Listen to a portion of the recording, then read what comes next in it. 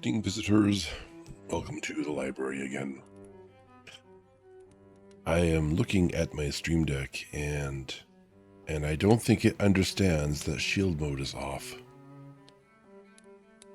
That's annoying. The icon is lying.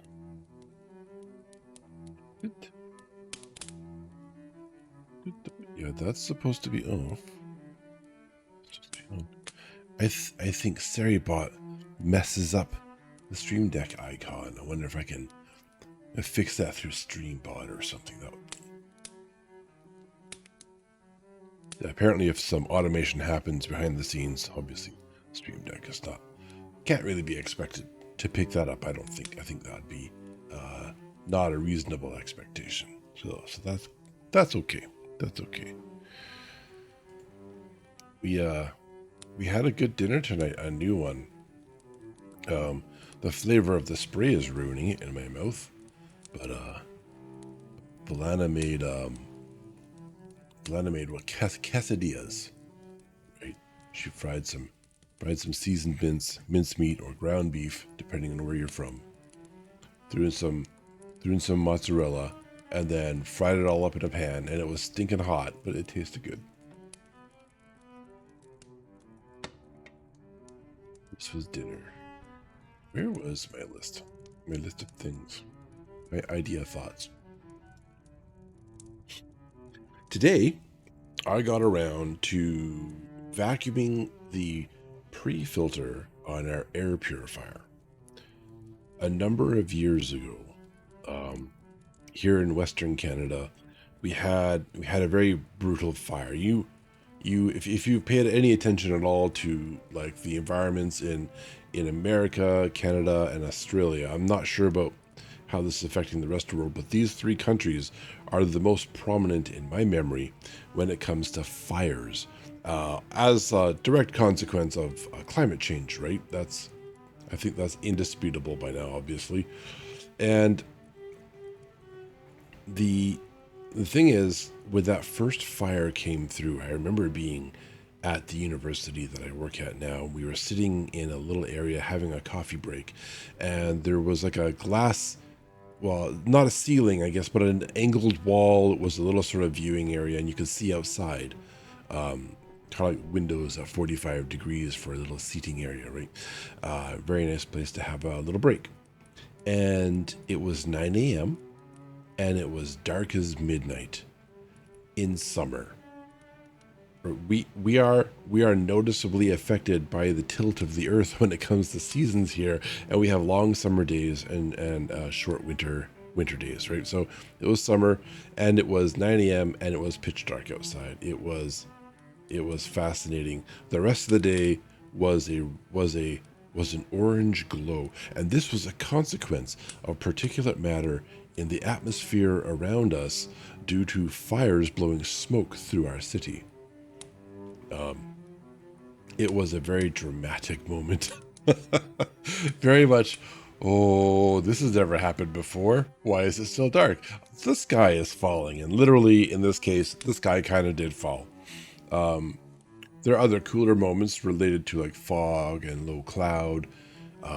The street lights as I drove to and from work sometimes have had the cloud cover come down to cover just the light fixture part.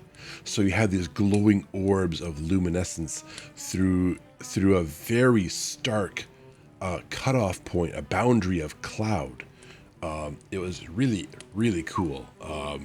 The elevation between where we live and where I work was made for some very visible meteorological phenomena, as it were.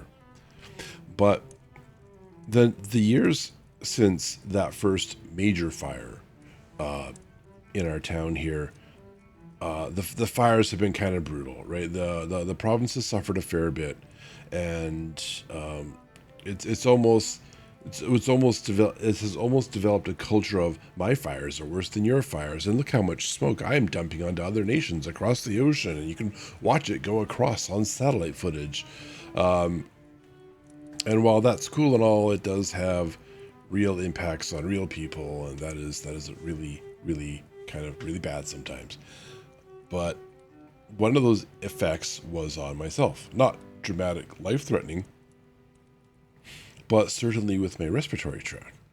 I started having a really hard time breathing, and my sinuses would just seize right up, like you're in the middle of a cold and all you could do is mouth breathe. And that's how it was. I was using a nasal spray and an antihistamine to open up my nasal passages, and you're not supposed to use them a whole lot. I was using them, what was it, 5 times a day. Hello, Chibi. Welcome to my stream of complaint and reading. How are you? How is Danny? How was your stream? You're too slow. Moved on. Kidding. You running around. Good. Kittens are meant to run around or sleep. It's 0 or 100. There's no in between. Thank you, Valana. I was waiting. I can't wait to have StreamerBot set up. That's one of the next things I do. That'd be really cool. So yeah, so I was taking this nasal spray 2 to 5 times a day just to be able to breathe. And I think a little bit of it is a little bit of the problem I was later told by doctors is that you form a dependency on these nasal sprays.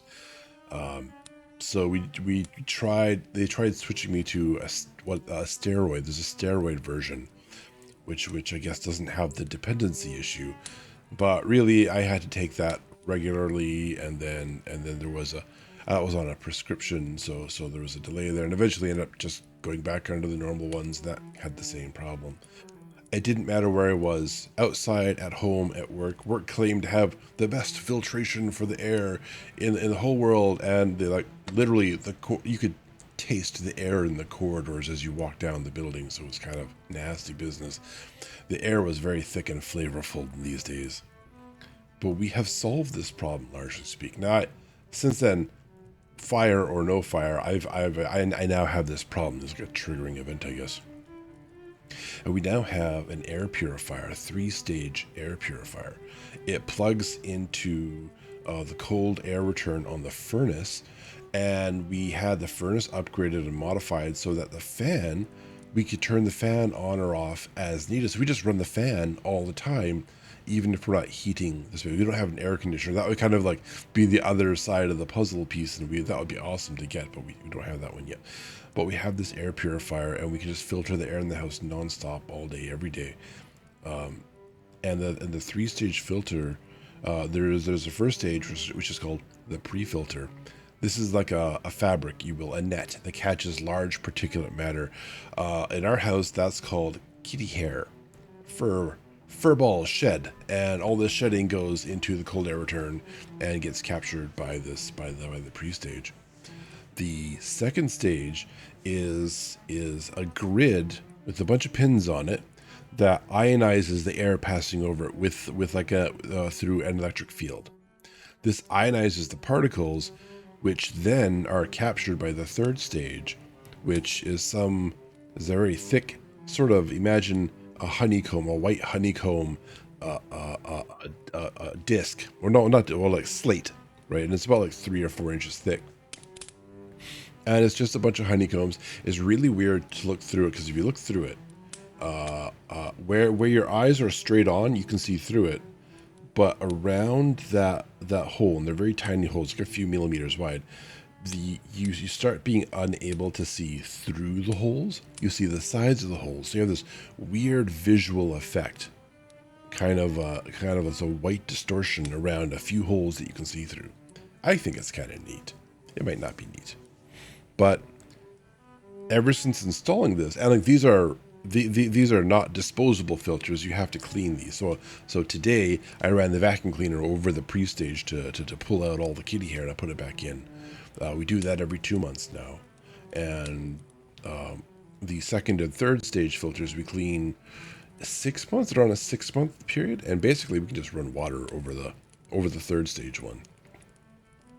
But ever since installing these, my breathing has cleared right up. I don't need the nasal spray.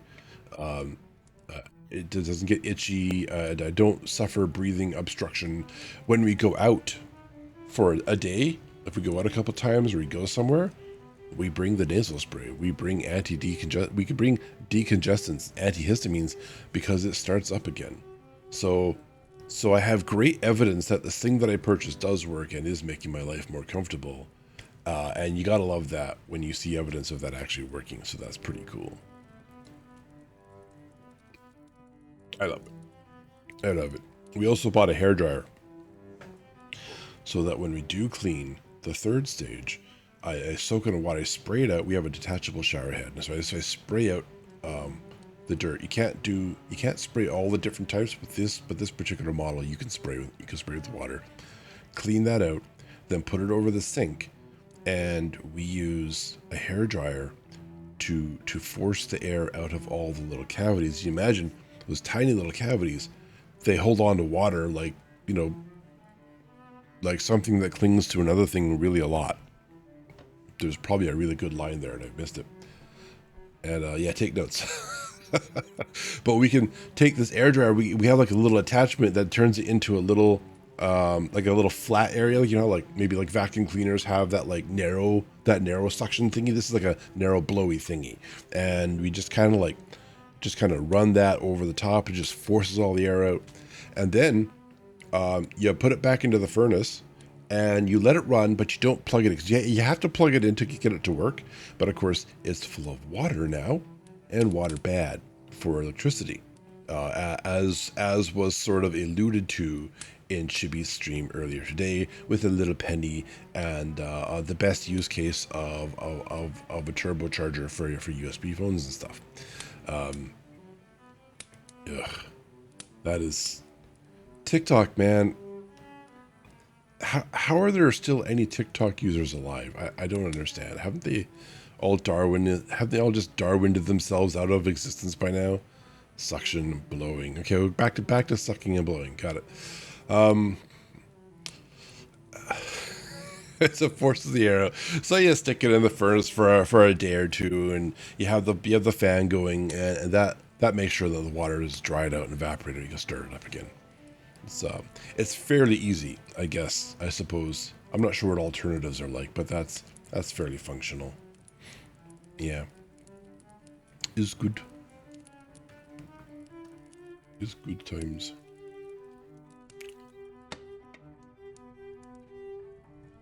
Because I met a friend today for the first time in a long while. He came back from a deployment to a foreign nation. He's part of the reserves. I guess I won't reveal any details, but he came back. It's been a little while. Great guy. We love him. And yeah, so we got to talk. You got talking to him again during a meeting that we were supposed to probably be paying attention to a little bit more, but you know those are boring, so we don't. And yeah, so I got another follower at the end of that story. Yay! One at a time. One at a time until 5 million. GB, how do I get 5 million followers? I will wait for your answer. So, it's a little slow in coming. There is no answer. Maybe that is the answer. There's maybe what you meant before is sucking and blowing is how you get 500 followers, 5 million followers. Yeah, if I find a way, I'll let you know, man. I'll let you know, brother. We're in it together. Not bots. We're not using bots. I don't care what my short says. I don't know if that short played out yet. I have been doing shorts on YouTube, and I have shorts planned between now and the 3rd.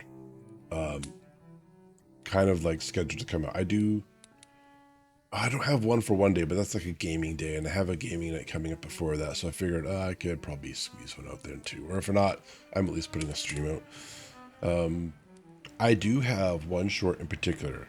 Avellan and I both think this is hilarious. It's labeled I Sleep With My Manager. And it was supposed to come out a few days ago, and it kind of did, but it didn't. it came out before it was supposed to. I scheduled it for like, I think like today or something. Every second day, that's what you do? Oh, I'll have to keep that in mind. I miss a day every so often. I have a couple that are up around 1.5K, 1.6K, which is kind of the record for me. Before that was 900. And the rest of them are like a few hundred, or one of them's like 44. I'm not sure what that is. I think I love how a bunch of them just have dislikes. You only see the likes. Some of them just have dislikes. I'm like, like, can you leave a comment? Tell me what you didn't like about it. I love the people who liked them, but I'm curious about the people who didn't like them. And I am 90% convinced that most of the negativity I have seen on the internet from this perspective now that I'm streaming is trolls. I like I have not put out a controversial anything whatsoever, as far as I'm aware. Like maybe there's an issue I'm not aware of, and I'm like hitting people's trigger points.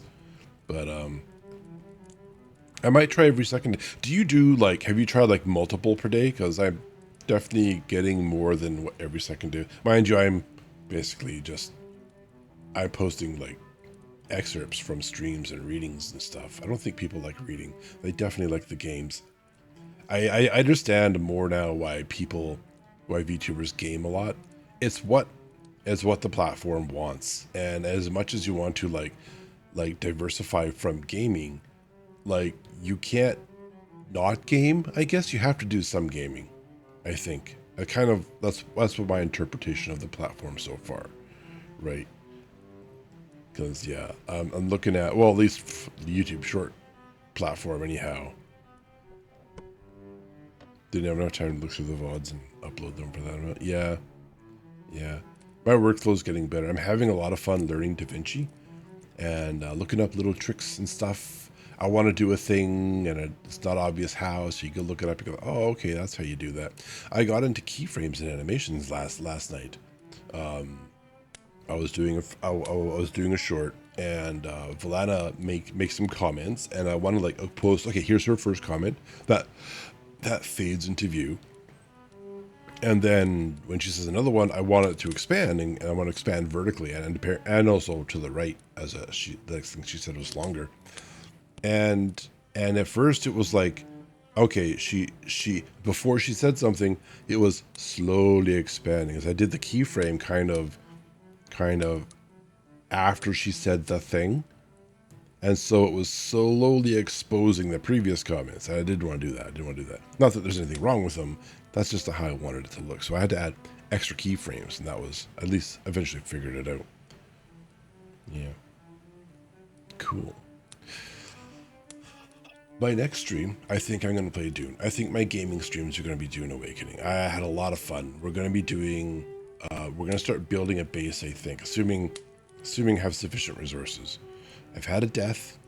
I've seen the worm. I called the worm Dave because I thought I heard somewhere that the internet communities were referring to the sandworm from Dune as Dave. No, you keep saying that. I mean, you said that once now. But did you say that once? I think maybe you said that before. To be fair, I tried looking for that online today and I couldn't find it. So, I don't know, major flub. I guess we have to delete the VOD and start the first stream all over again. That's probably the rational thing to do. I'm gonna have to stop calling it Dave, I guess. That's too bad. I love the phrase "Dave, no one loves you." It really flows off the tongue. What is it? What are they called? What are they named? What is sandworm name? I looked at this earlier. Sai Kahulad. Kahulad? Gotta get a pronunciation that one day. Say Kahulad. Apparently that's the Arabic form. That's interesting. Shuhulad. Shuhulad? We can practice that. Oh, Lude. That makes way more sense. Shay Hylude. Shay Hylude. Shay Hylude. No. I hope there's no sad words to chat today. Maybe I should just call the sandworms Dave. At least I would know what I'm talking about. Maybe I can start a thing. You want to start a thing with me, Chibi? Let's call sandworms Dave. Hello, Dave. Don't eat me today, Dave. All right. Guess what I didn't do? I have prepared my next scene. I have Ayla, this is a lot. Oh, yes, sir, I do. Yes, sir, I do. That's how you speak words good. Yeah, just like last stream. You know what it was when we did 1984.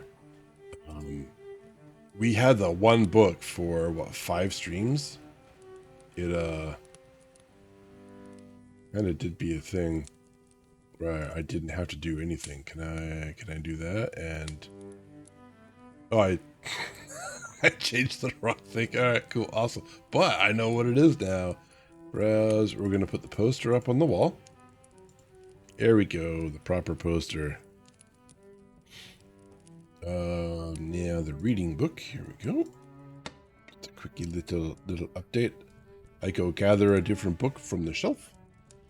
Nice. And this just here. Here we go. I love doing these books. I love the perspective tool in GIMP. It's so cool.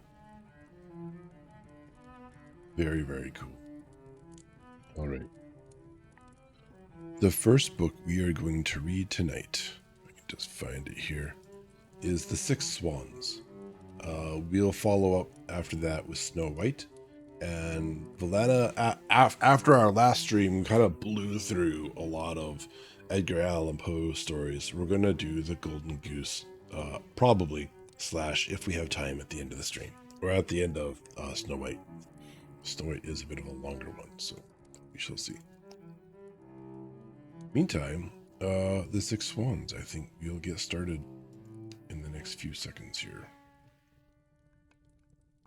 I'm going to be a good boy and put a chapter marker in.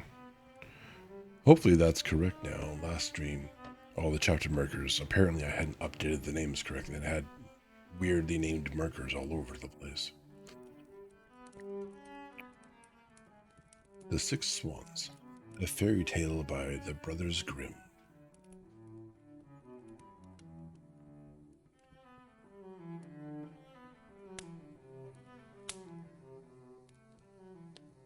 Once upon a time, a king was hunting in a great wood, and he pursued a wild animal so eagerly that none of his people could follow him.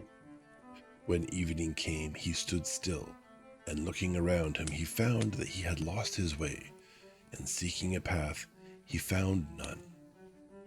Then, all at once, he saw an old woman with a nodding head coming up to him, and it was a witch.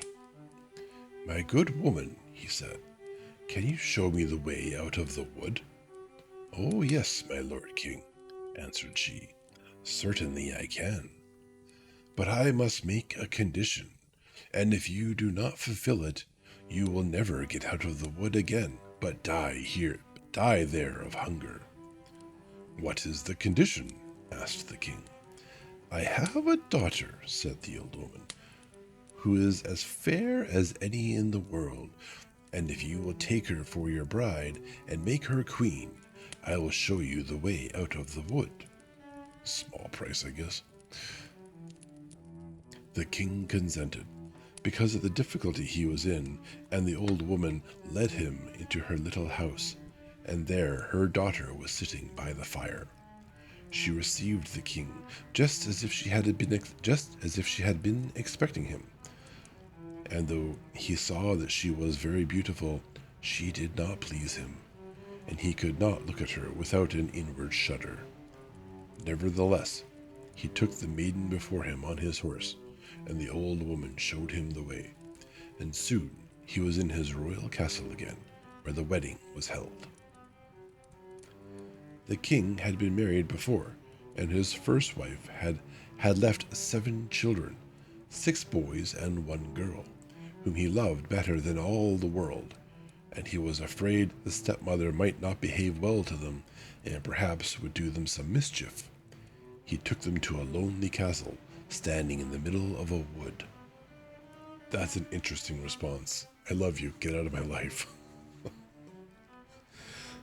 There they remained hidden, for the road to it was so hard to find that the king himself could not have found it, had it not been for a clue of yarn possessing wonderful properties that a wise woman had given him.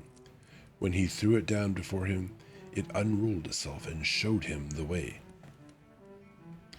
And the king went so often to see his dear children that the queen was displeased at his absence, and she became curious and wanted to know what he went out into the wood for so often alone. She bribed his servants with much money, and they showed her the secret and told her of the clue of yarn. Sorry, I want to say yarn, but I think that actually says yam. Clue of yam? Is that a typo? Is that what it said before? It is. It's supposed to be yarn, but it's like, yeah. Okay, no. This must have been AI translated or something. Sorry. Anyways, and told her of the clue of yarn, which alone could point out the way. Then she gave herself no rest until she had found out where the king kept the clue. And then she made some little white silk shirts and sewed a charm in each, as she had learned witchcraft of her mother. And once when the king had ridden to the hunt, she took the little shirts and went into the wood, and the clue of yarn showed her the way. The children, seeing someone in the distance, thought it was their dear father coming to see them, and came jumping for joy to meet him. Then, as the wicked queen threw each one of the little shirts, and as soon as the shirts touched their bodies, they were changed into swans, and flew away through the wood. So the queen went home, very pleased to think that she had got rid of her stepchildren. But the maiden had not run out with her brothers, and so the queen knew nothing about her. The next day the king went to see his children, but he found nobody but his daughter. "Where are thy brothers?" asked the king. "Ah, dear father," she answered, "they are gone away and have left me behind." And then she told him how she had seen from her window her brothers in the guise of swans fly away through the wood.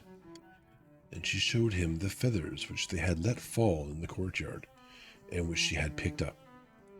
The king was grieved, but he never dreamt that it was the queen who had done this wicked deed, and as he feared lest the maiden also should be stolen away from him, he wished to take her away with him. But she was afraid of the stepmother, and begged the king to let her remain one more night in the castle in the wood. Then she said to herself, "I must stay here no longer, but go and seek for my brothers." And when the night came, she fled away and went straight into the wood. She went on all that night and the next day until she could no longer for weariness. At last she saw a rude hut, and she went in and found a room with 6 little beds in it. She did not dare to lie down in one, but she crept under one and lay on the hard boards and wished for night. When it was near the time of sun setting, she heard a rustling sound and saw 6 swans come flying in at the window. They alighted on the ground and blew at one another until they had blown all their feathers off, and then they stripped off their swan skin as if it had been a shirt. And the maiden looked at them and knew them for her brothers, and was very glad, and crept from under the bed. The brothers were not less glad when their sister appeared, but their joy did not last long. "You must not stay here," they said to her. "This is a robber's hunt, and if they were to come and find you here, they would kill you." "And cannot you defend me?" asked the little sister. No, they answered they, for we can only get rid of our swan skins and keep our human shape every evening for a quarter of an hour. But after that we must be changed again into swans. Their sister wept at hearing this and said, Can nothing be done to set you free? Oh no, answered they. The work would be too hard for you. For 6 whole years you would be obliged never to speak or laugh, and make during that time 6 little shirts out of aster flowers. If you were to let fall a single word before the work was ended, all would be of no good. And just as the brothers had finished telling her this, the quarter of an hour came to an end, and they changed into swans and flew out of the window. Apparently they're not going to spend the night there on their 6 beds. But the maiden made up her mind to set her brothers free, even though it should cost her her life. She left the hut, and going into the middle of the wood, she climbed a tree, and there passed the night. The next morning she set to work and gathered asters and began sewing them together. As for speaking, there was no one to speak to, and as for laughing, she had no mind to it. She sat on and looked at nothing but her work. When she had been going on like this for a long time, it happened that the king of the country went a hunting in the wood, and some of his huntsmen came up to the tree in which the maiden sat. They called out to her, saying, Who art thou? But she gave no answer. Come down, they cried. We will do thee no harm. But she only shook her head. And when they tormented her further with questions, she threw down to them her gold necklace, hoping they would be content with that. But they would not leave off. So she threw down to them her girdle, and when that was no good, her garters, and when one after another, everything she had on and could possibly spare, until she had nothing left but her smock. But all was no good. The huntsmen would not be put off any longer, and they climbed the tree, carried the maiden off, and brought her to the king. The king asked, Who art thou? What wert thou doing in the tree? But she answered nothing. He spoke to her in all the languages he knew, but she remained dumb. Being very beautiful, the king inclined to her, and he felt a great love rise up in his heart towards her. And casting his mantle around her, he put her before him on his horse, and brought her to his castle. Then he caused rich clothing to be put upon her, and her beauty shone as bright as the morning, but no word would she utter. He seated her by his side at table, and her modesty and gentle mien so pleased him that he said, This maiden I choose for wife, and no other in all the world. And accordingly, after a few days, they were married. Oh, that's a problem. Um,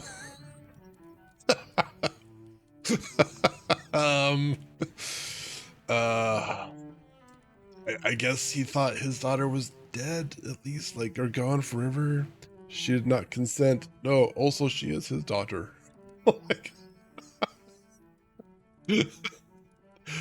Oh, is it different king? Oh, I didn't catch that. Okay. My bad. I didn't know there were 2 kings. Apparently, I'm not even paying attention.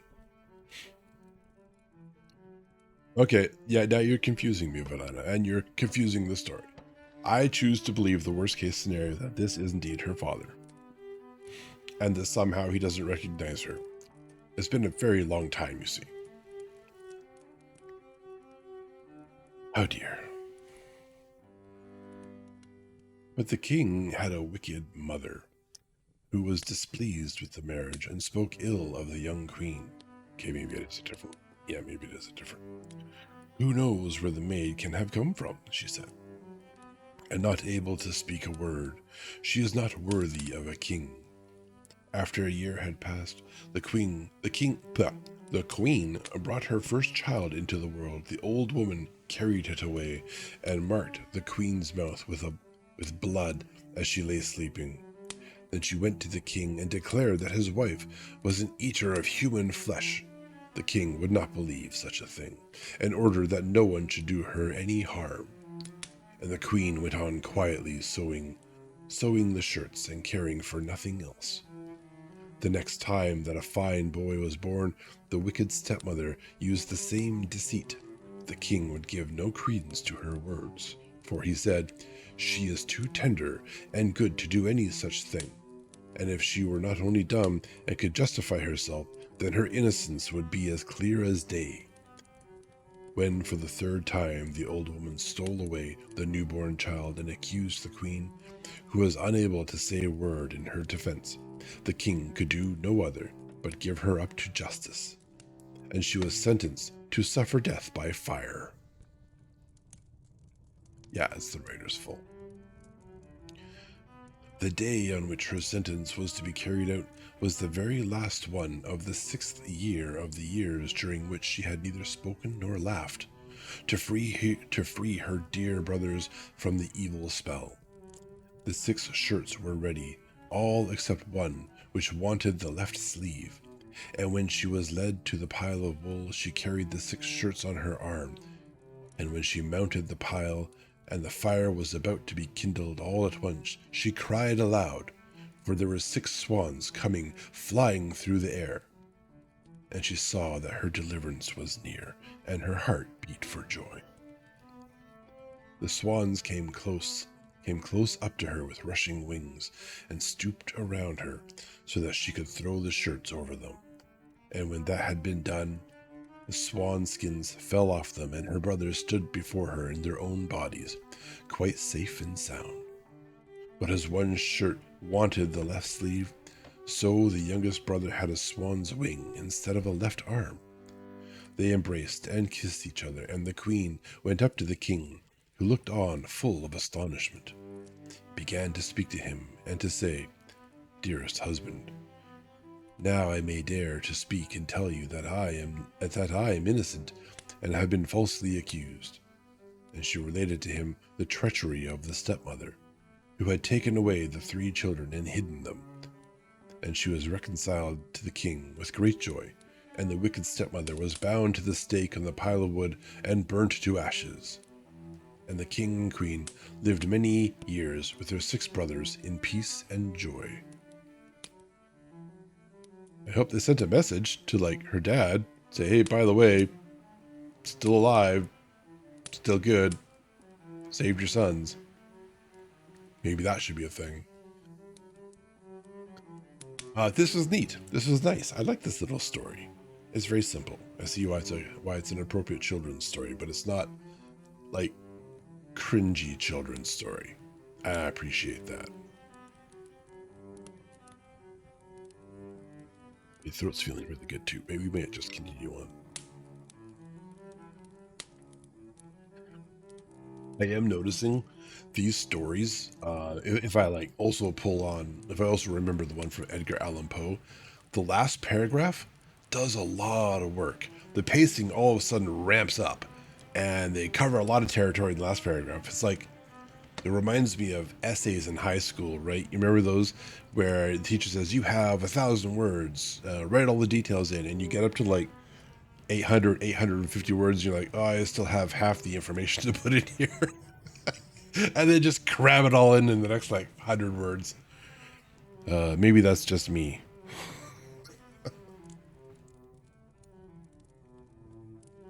All right.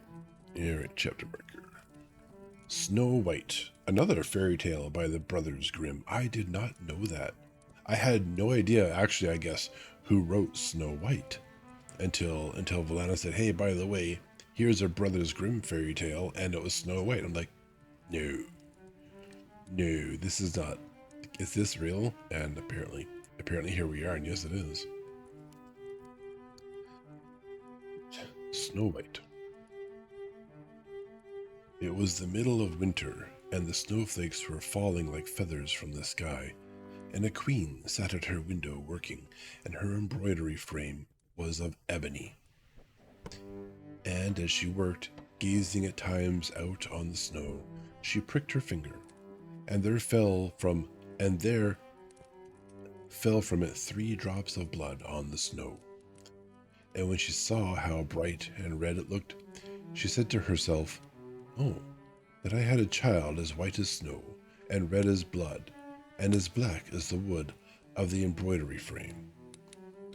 Not very long after, uh, not very long after, she had a daughter, with a skin as white as snow, lips as red as blood, and hair as black as ebony, and she was named Snow White. And when she was born, the queen died. After a year had gone by, the king took another wife, a beautiful woman, but proud and overbearing, and she could not bear to be surpassed in beauty by anyone. She had a magic looking glass, and she used to stand before it and look in it and say, "Looking glass upon the wall, who is the fairest of us all?" And the looking glass would answer, "You are the fairest of them all."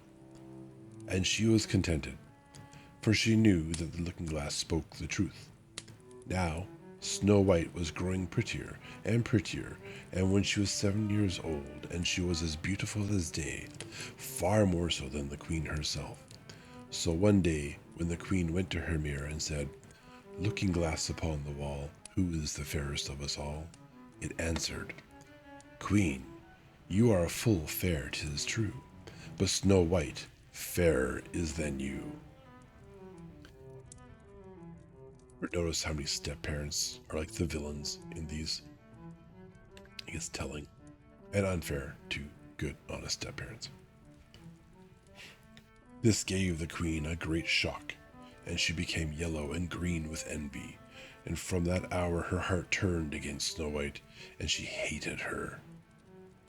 Yeah, just like Disney kills all moms. Yeah, poor moms.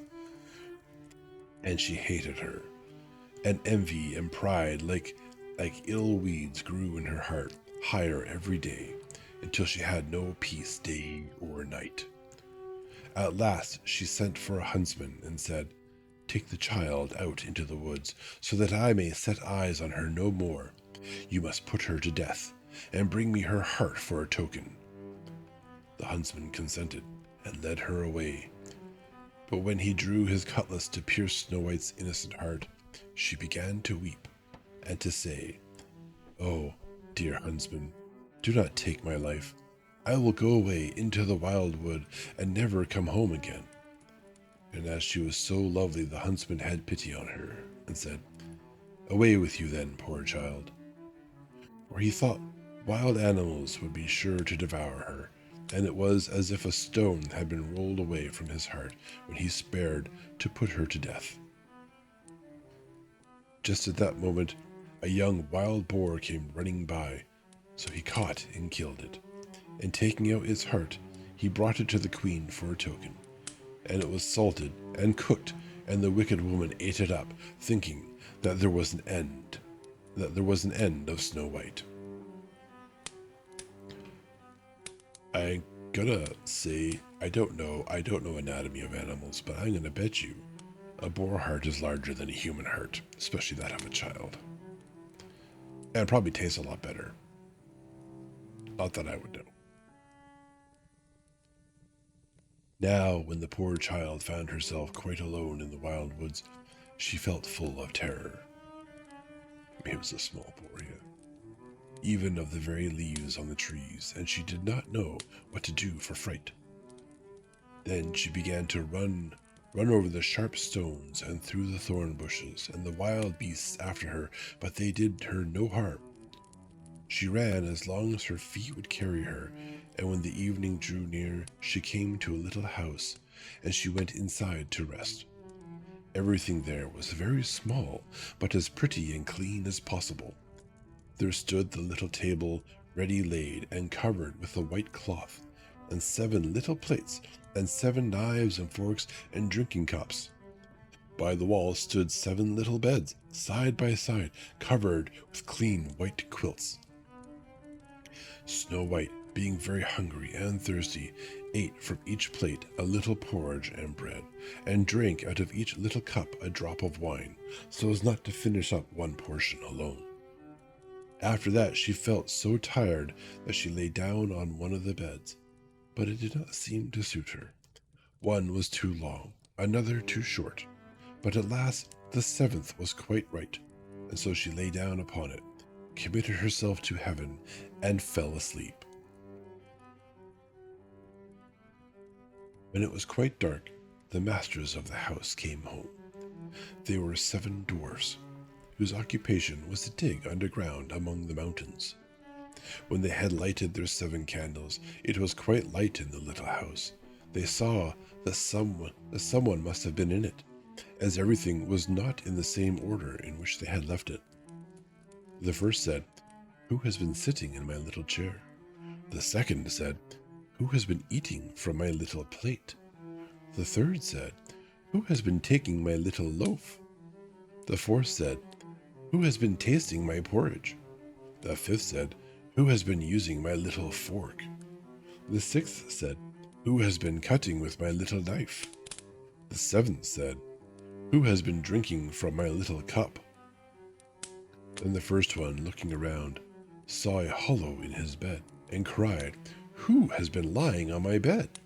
And the others came running and cried, "Someone has been on our beds too." But when the seventh looked at his bed, he saw little Snow White lying there asleep.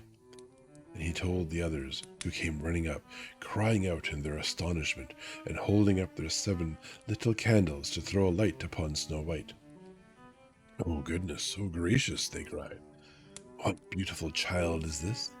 They were so full of joy to see her that they did not wake her, but let her sleep on. And the seventh dwarf slept with his comrades, an hour at a time with each. It'd just be easier to sleep with one of them for the night, man. Until the night had passed. When it was morning and Snow White awoke and saw the 7 dwarfs, she was very frightened. But they seemed quite friendly, and asked her what her name was. Has to be even, yeah. OCD dwarves, I guess. All needed a snuggle. Yeah. And asked her what her name was, and she told them. And they asked how she came to be in their house, and she related to them how her stepmother had wished her to be put to death, and how the huntsman had spared her life, and how she had run the whole day long until at last she had found their little house. And the dwarf said, "If you will keep our house for us, and cook and wash and make the beds, and sew and knit, and keep everything tidy and clean, you may stay with us, and you shall lack nothing." "With all my heart," said Snow White, and so she stayed, and kept the house in good order. In the morning the dwarves went to the mountain to dig for gold. In the evening they came home, and their supper had to be ready for them. All the day long the maiden was left alone, and the good little dwarves warned her, saying, "Beware of your stepmother.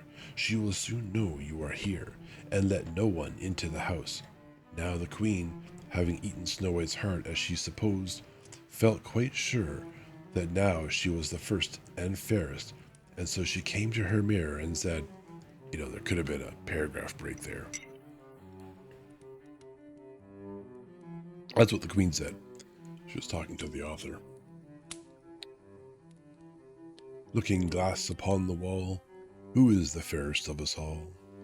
And the glass answered, "Queen, thou art of beauty rare, but Snow White living in the glen with the 7 little men is 1,000 times more fair."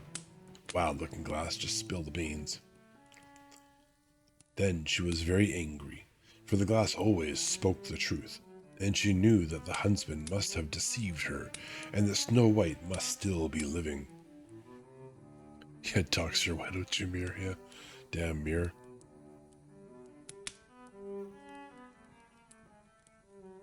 And she thought and thought how she could manage to make an end of her, for as long as she was not the fairest in the land, envy left her no rest. At last she thought of a plan. She painted her face and dressed herself like an old peddler woman, so that no one would have known her. In this disguise she went across the 7 mountains until she came to the house of the 7 little dwarfs, and she knocked at the door and cried, "Fine wares to sell! Fine wares to sell!" Snow White peeped out the window and cried, "Good day, good woman. What have you to sell?" "Good wares, fine wares," answered she. "Laces of all colors," and she held up a piece that was woven of variegated silk. "I need not be afraid of letting in this good woman," thought Snow White. Oh, we have another band from Sari. Sari doing some good work. Spam detected. Must have been pretty severe spam. Yeah, well, I don't configure Sari.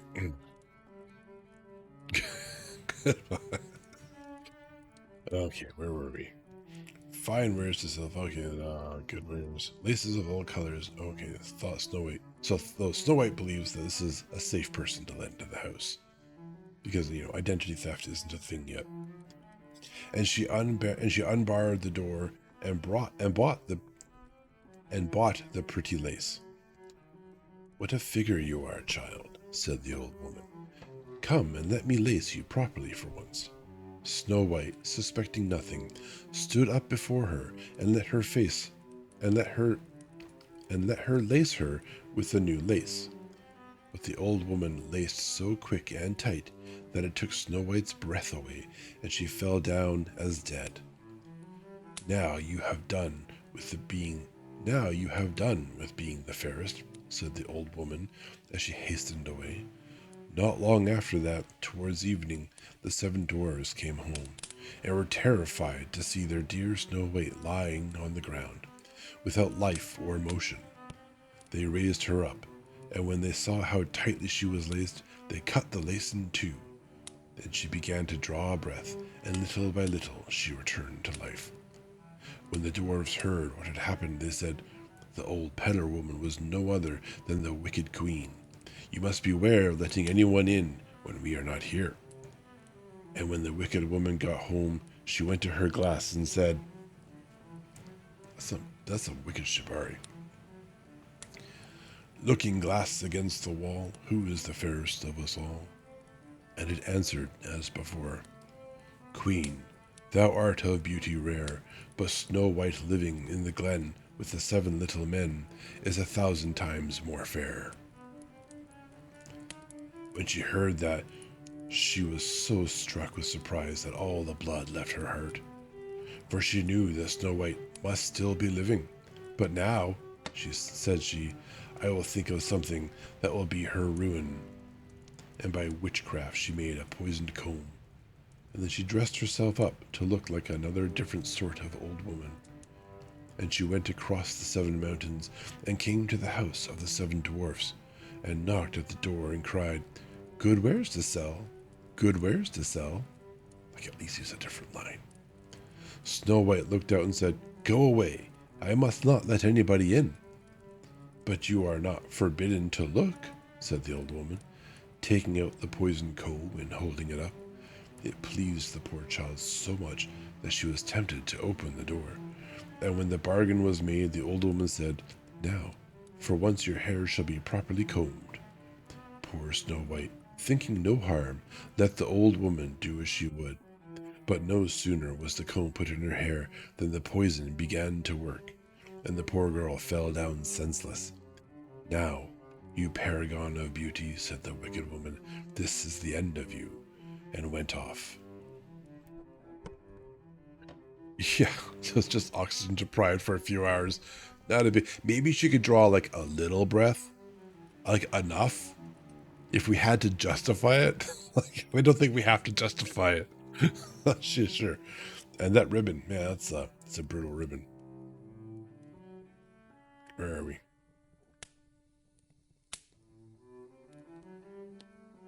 "This is the end of you," she said, and went off. By good luck, it was now near evening, and the 7 little dwarfs came home. When they saw Snow White lying on the ground as dead, they thought directly it was the stepmother's doing, and looked about, found the poisoned comb, and no sooner had they drawn it out of her hair than Snow White came to herself, and related all that had passed. I see, the poison breaks down really quickly when it's in the body. You got to keep it in the hair. Then they warned her once more to be on her guard, and never again to let anyone in at the door. And the queen went home, and stood before the looking-glass, and said, "Those poor dwarves." Looking-glass against the wall, who is the fairest of us all? And the looking-glass answered as before, "Queen, thou art of beauty rare, but Snow White living in the glen with the 7 little men is 1,000 times more fair." When she heard the looking-glass speak, thus she trembled and shook with anger. "Snow White shall die," she cried, "though it shall cost me my own life."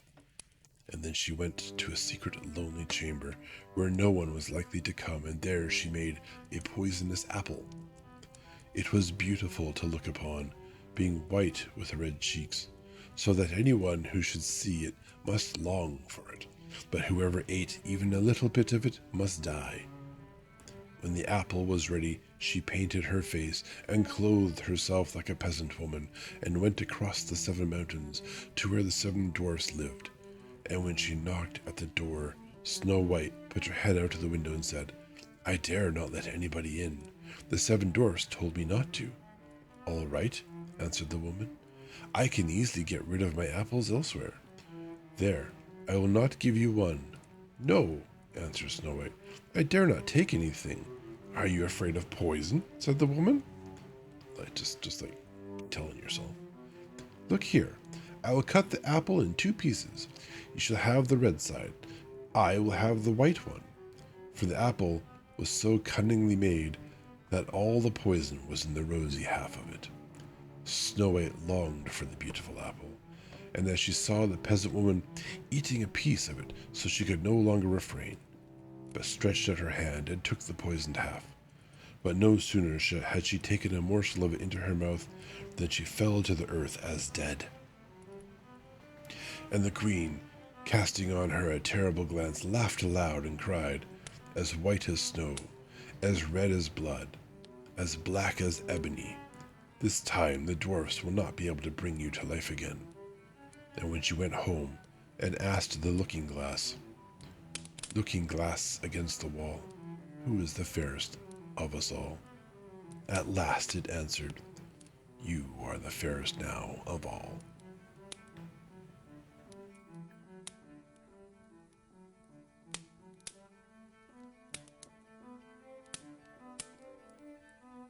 I guess she didn't. Why she did not take her heart?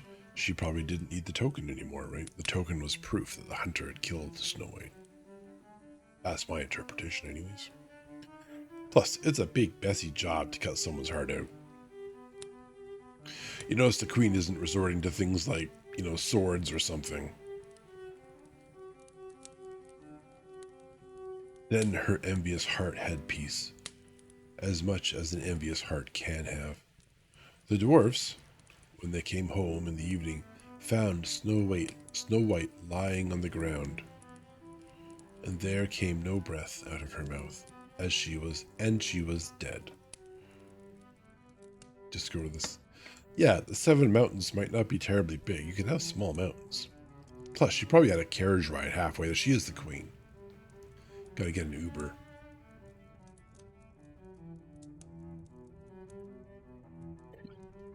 If I was a king or a queen, I wouldn't walk. Holy cow. No way. I'll start this again. Then her envious heart had peace, as much as an envious heart can have. The dwarfs, when they came home in the evening, found Snow White lying on the ground, and there came no breath out of her mouth, and she was dead.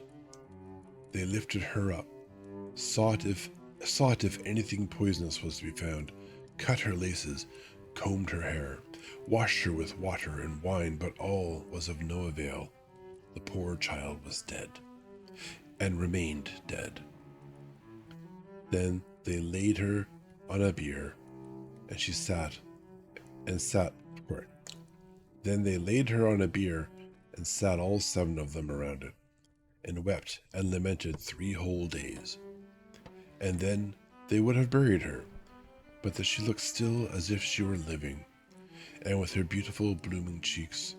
So they said, "We cannot hide her away in the black ground."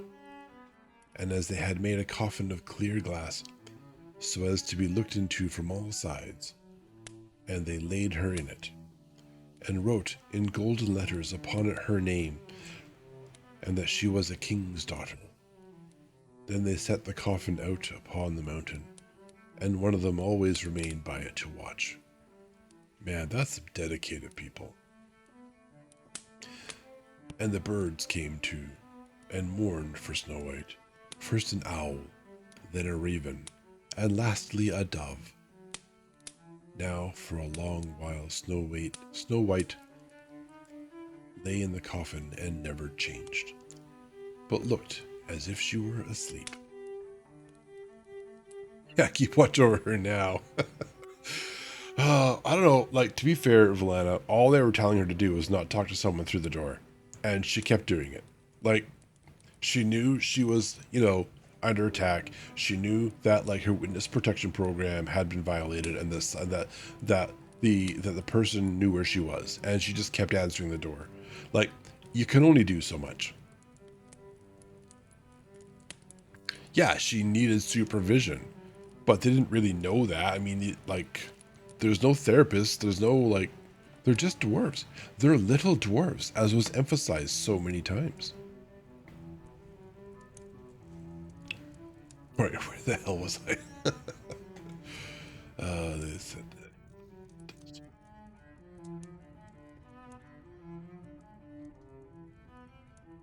reading. Okay, I think from here, I'll read from here. My wife keeps talking. Those men be dumb? Yeah, they be dumb. But Snow White be dumb too. Lots of dumb. Now for a long while Snow White lay in the coffin and never changed, but looked as if she were asleep. For she was still as white as snow, as red as blood, and her hair was as black as ebony. It happened, however, that one day a king's son rode through the wood and up to the dwarf's house, which was near it. He saw on the mountain the coffin, and beautiful Snow White within it, and he read what was written in golden letters upon it, then said to the dwarves, "Let me have the coffin, and I'll give you whatever you like to ask for it." But the dwarves told him that they could not part with it for all the gold in the world. But he said, "I beseech you to give it to me, for I cannot live without looking upon Snow White. If you consent, I will bring you to great honor, and care for you as if you were my brethren." When he so spoke, the good little dwarves had pity upon him, and gave him the coffin. And the king's son called his servants, and bid them carry it away on their shoulders. Not for gold, but for worthless honor. Yeah, give me this dead girl, and I cannot live without looking at her. It's creepy. Like, that is legit creepy. Now it happened that as they were going along, they stumbled over a bush, and with the shaking, the bit of poisoned apple flew out of her throat. I got caught in there, I guess. It was not long before she opened her eyes, threw up the cover of the coffin, and sat up alive and well. "Oh dear, where am I?" she cried.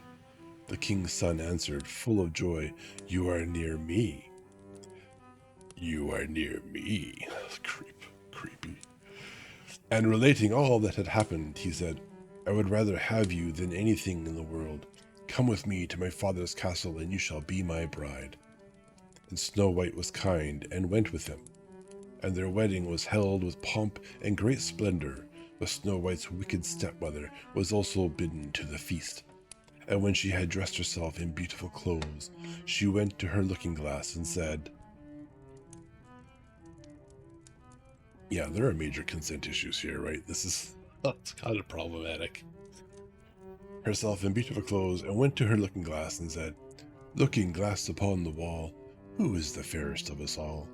The looking-glass answered, "O queen, although you are of beauty rare, the young bride is 1,000 times more fair." Then she railed and cursed, and was beside herself with disappointment and anger. First, she thought she would not go to the wedding, but then she felt she should have no peace until she went and saw the bride. And when she saw her, she knew her for Snow White, and could not stir from the place for anger and terror. For they had ready red hot iron shoes in which she had to dance until she fell down dead. That's the end. I think the prince is the winner. I think Snow White is a pushover.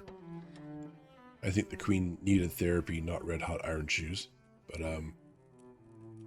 yeah, and once again, the last paragraph is like 30% of the story, 15% of the story, right? It's like that could have been expanded out, I guess. But to what end, I suppose. But good, like looking glass instead of mirror. Like I'm very familiar with the phrase being mirror, mirror upon the wall. And this is looking glass. Maybe that's just a wacky memory thing. Maybe people just like, I'm assuming it's like the original wording. This is from the Brothers Grimm Fairy Tales website. So it seems pretty legit. Different translations, I guess. Was this not English at first? I guess, I mean, that wouldn't be unusual, I guess.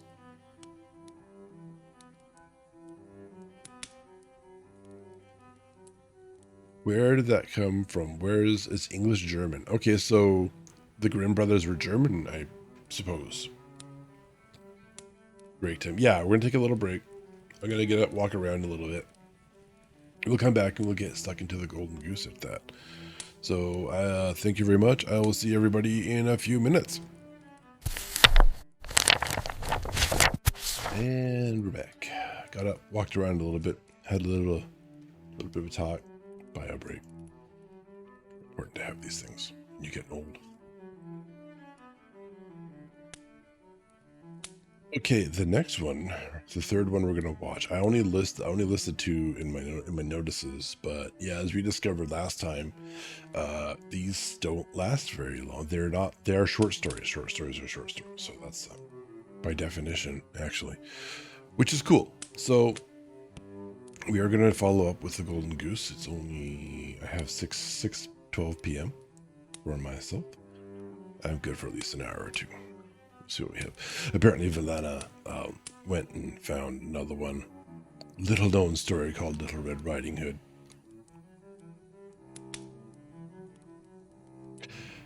Cool. The Golden Goose. Another fairy tale by, surprise, surprise, the Brothers Grimm, as so denoted by my book. What else could there possibly be in here?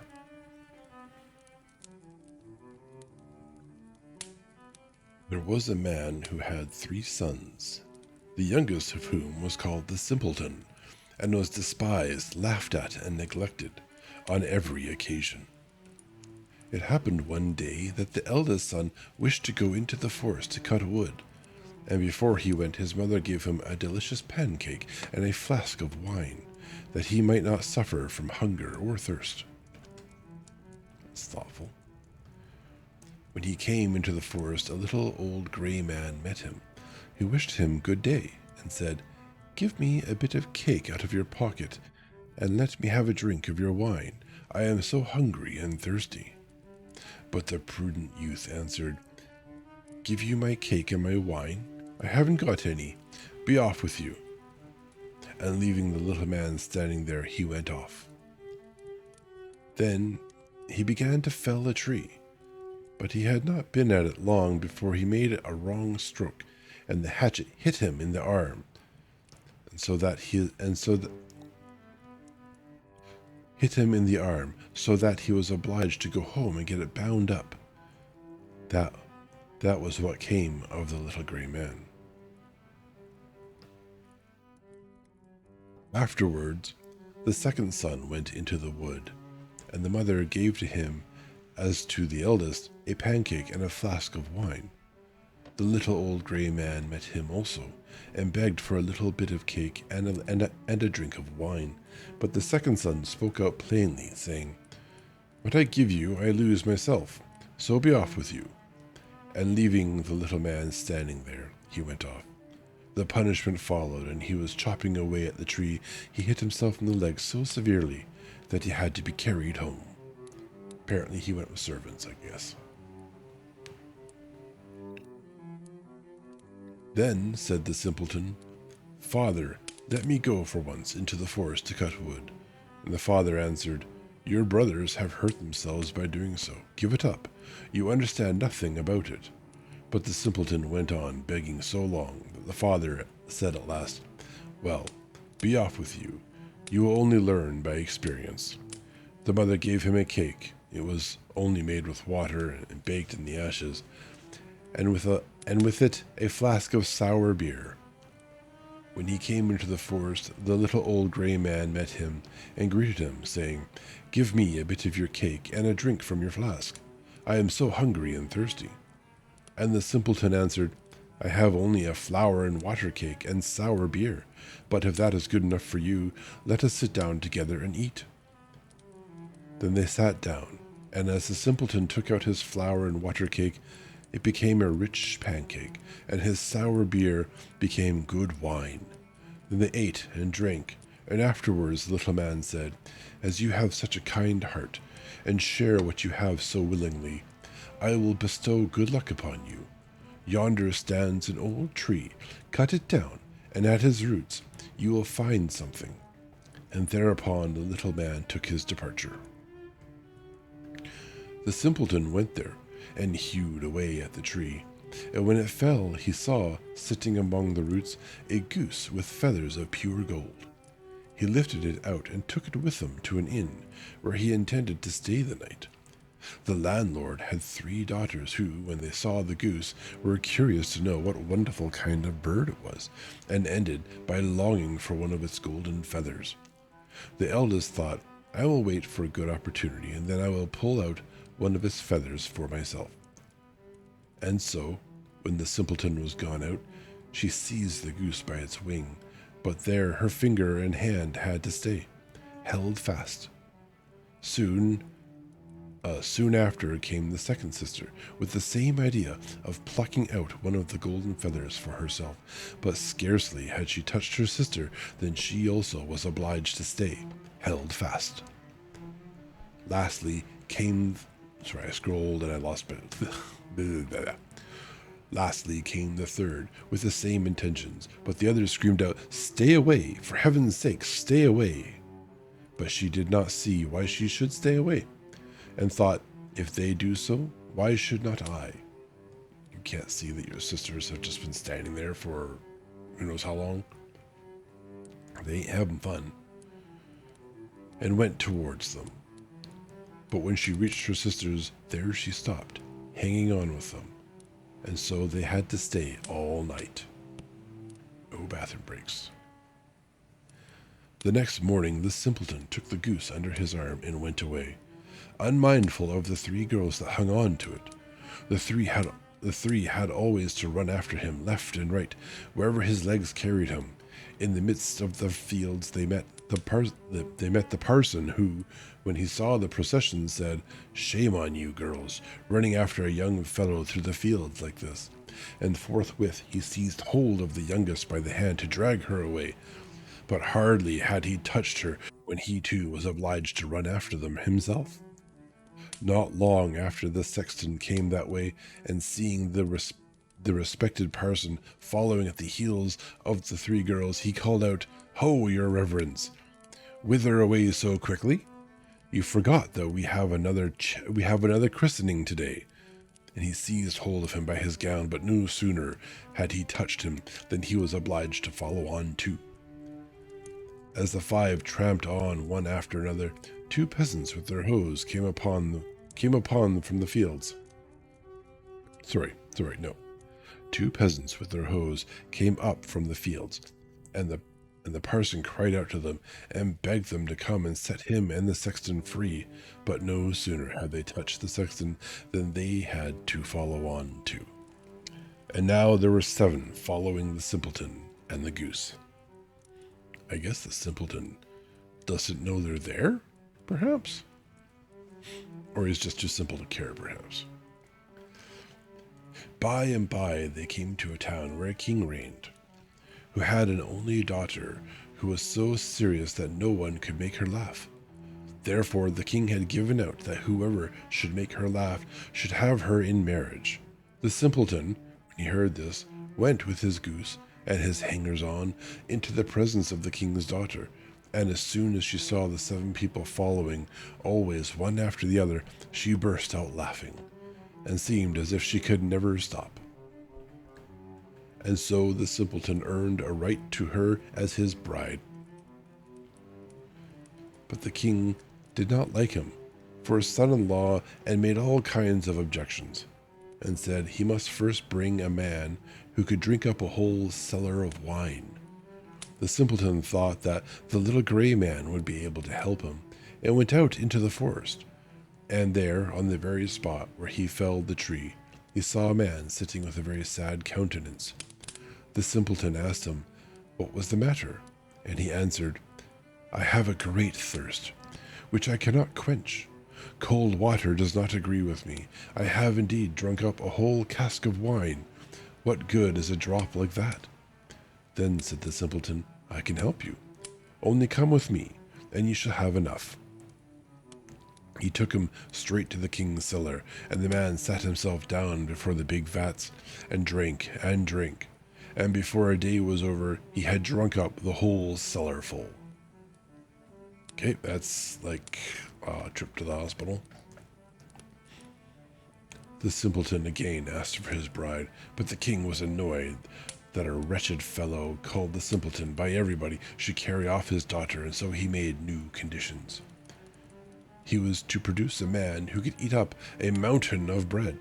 The simpleton did not hesitate long, but ran quickly off to the forest, and there, in the same place, sat a man who had fastened a strap around his body, making a very piteous face and saying, "I have eaten a whole bakehouse full of rolls, but what is the use of that when one is so hungry as I am?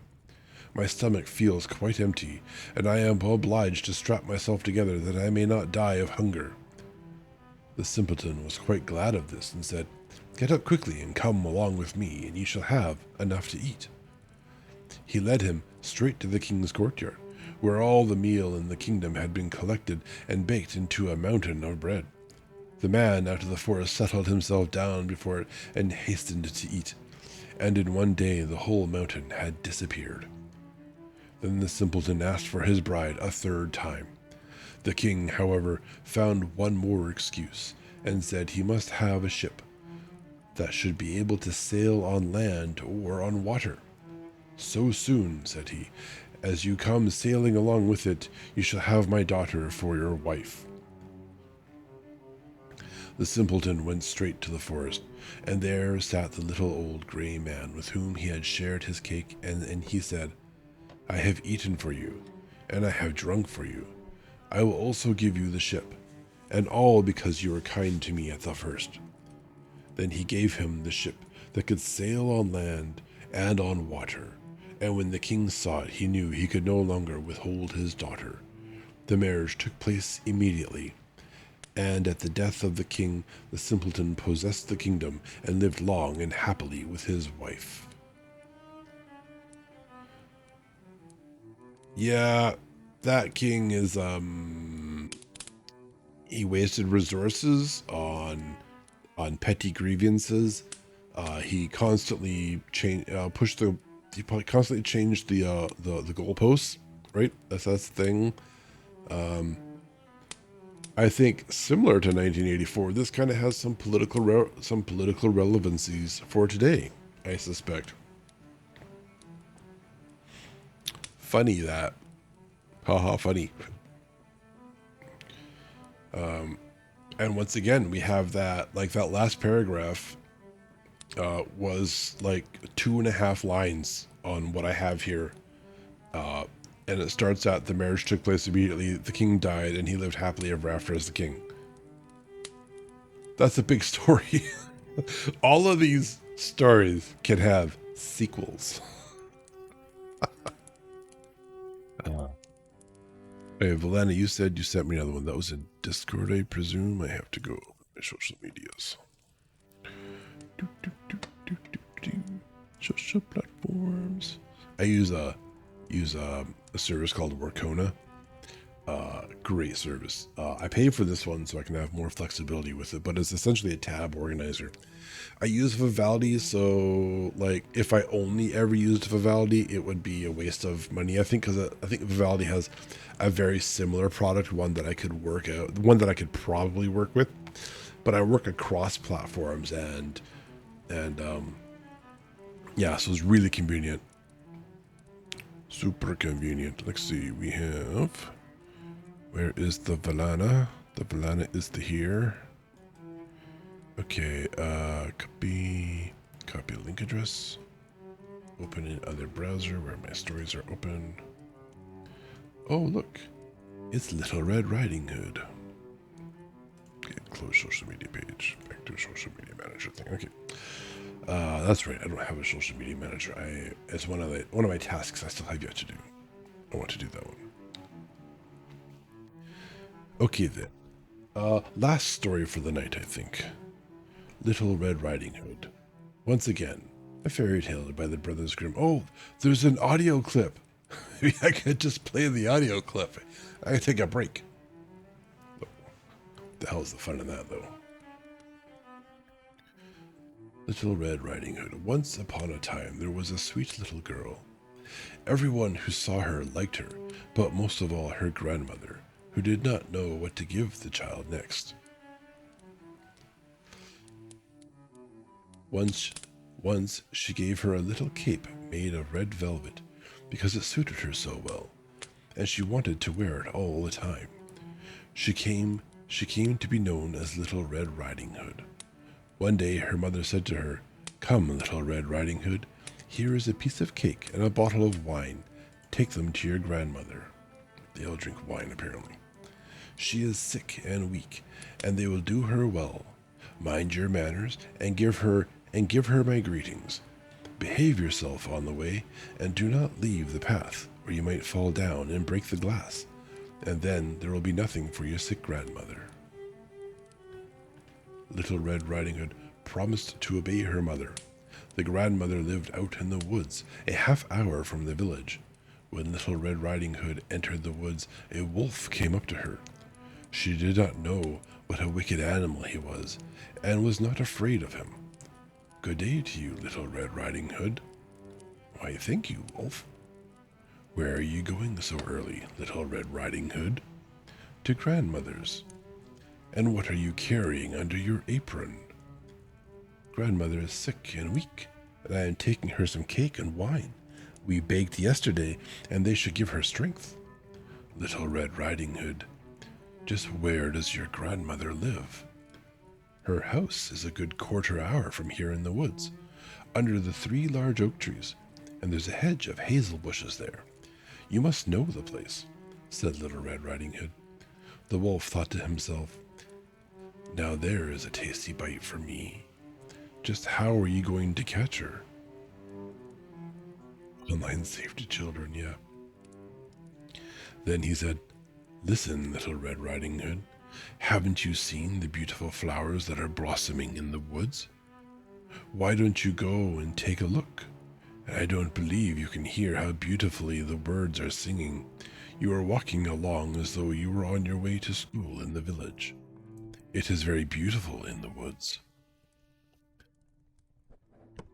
Little Red Riding Hood opened her eyes and saw the sunlight breaking through the trees and how the ground was covered with beautiful flowers. She thought, "If I take a bouquet to grandmother, she will be very pleased.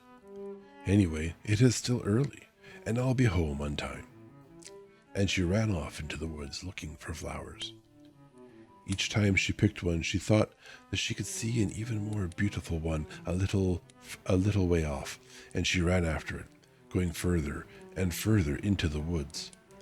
But the wolf ran straight to the grandmother's house and knocked on the door. "Who's there?" "Little Red Riding Hood. I'm bringing you some cake and wine. Open the door for me." "Just press the latch," called out the grandmother. "I'm too weak to get up." The wolf pressed the latch and the door opened. He stepped inside and went straight to the grandmother's bed and ate her up.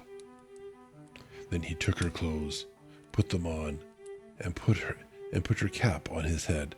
He got into her bed and pulled the curtains shut. Little Red Riding Hood had run after flowers and did not continue on her way to her grandmother's until she had gathered all that she could carry. When she arrived, she found, to her surprise, that the door was open. She walked into the parlor, and everything looked so strange that she thought, "Oh my God, why am I so afraid? I usually like it at grandmother's." Then she went to the bed and pulled back the curtains. Grandmother was lying there with her cape pulled down over her face and looking very strange. "Oh, grandmother, what big ears you have! All the better to hear you with." "Oh, grandmother, what big eyes you have! All the better to see you with." "Oh, grandmother, what big hands you have! All the better to grab you with." "Oh, grandmother, what a horribly big mouth you have! All the better to eat you with." And with that, he jumped out of bed, jumped on top of poor Little Red Riding Hood, and ate her up. Oh, that's a short story.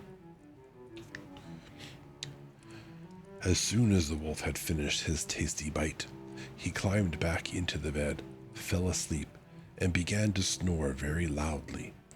A huntsman was just passing by. He thought it strange that the old woman was snoring so loudly, so he decided to take a look. He stepped inside, and in the bed there lay the wolf that he had been hunting for such a long time. "He has eaten the grandmother, but perhaps she can still be saved. I won't shoot him," thought the huntsman. So he took a pair of scissors and cut open his belly. He had cut only a few strokes when he saw the red cape shining through. He cut a little more, and the girl jumped out and cried, "Oh, I was so frightened. It was so dark inside the wolf's body." And then the grandmother came out alive as well. Then Little Red Riding Hood fetched some large, heavy stones. They filled the wolf's body with them, and when he woke up and tried to run away, the stones were so heavy that he fell down dead. Yes, it's the weight of the stones that kill the wolf. I hate it when the stones I eat kill me. Oh, that's like the worst case of kidney stones I've ever heard of.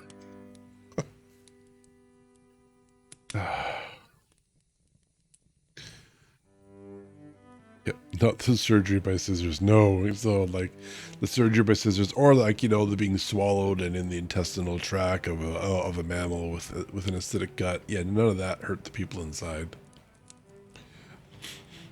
Oh, children's books, you have so much about science to learn. The three of them were happy. The huntsman took the wolf's pelt.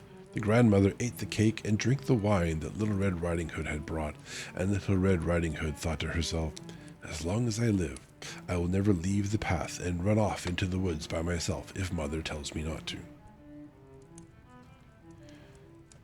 They also tell how Little Red Riding Hood was taking some baked things to her grandmother another time, when another wolf spoke to her and wanted her to leave the path. But Little Red Riding Hood took care and went straight to grandmother's. She told her that she had seen the wolf and that he had wished her a good day. Yeah, but had stared at her in a wicked manner. "If we hadn't been on a public road, he would have eaten me up," she said. "Come," said the grandmother, let us lock the door so he can't get in." Soon afterward, the wolf knocked on the door and called out, "Open up, grandmother. It's Little Red Riding Hood, and I am bringing you some baked things." They remained silent and did not open the door. The wicked one walked around the house several times and finally jumped onto the roof. He wanted to wait until Little Red Riding Hood went home that evening, then follow her and eat her up in the darkness. But grandmother saw what he was up to. There was a large stone trough in front of the house. "Fetch a bucket, Little Red Riding Hood," she said. "Yesterday I cooked some sausage. Carry the water that I boiled them with to the trough." Little Red Riding Hood carried water until the large trough was clear full. The smell of sausage arose into the wolf's nose. He sniffed and looked down, stretching his neck so long that he could no longer hold himself up, and he began to slide. He slid off the roof, fell into the trough, and drowned.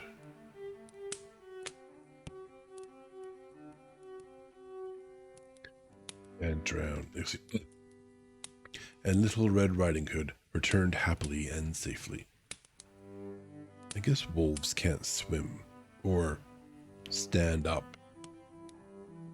Terrible condition.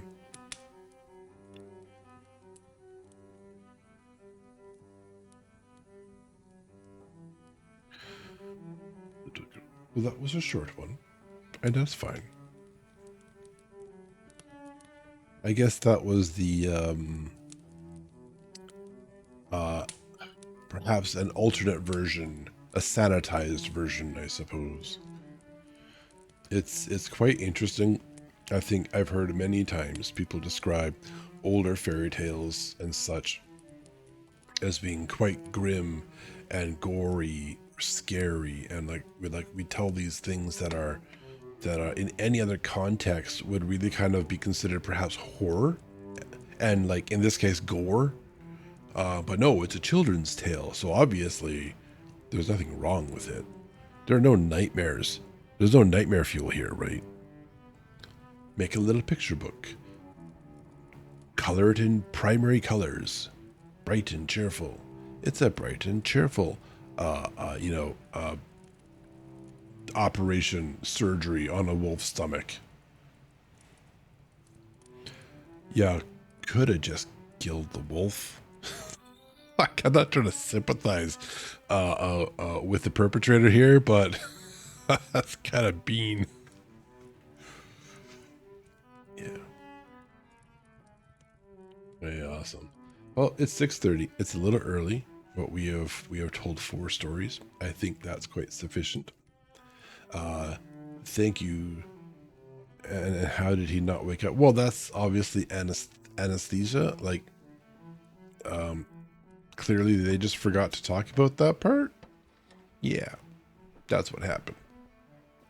That's what happened there. I mean, you come up with a better example, like a better like you rationalize this children's fairy tale. I dare you. I challenge you.